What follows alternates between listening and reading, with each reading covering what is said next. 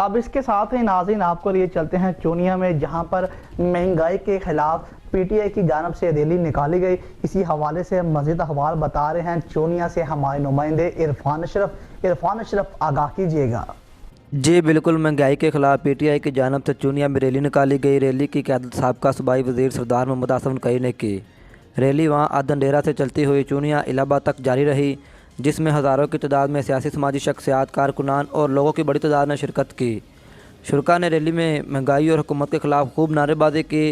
तहरीक इंसाफ के साबिक़ सूबाई वज़ीर सरदार मोहम्मद आसिफ नकवी ने रैली से खिताब करते हुए कहा कि अगर मुल्क को बचाना है तो इलेक्शन करवाए जाएँ।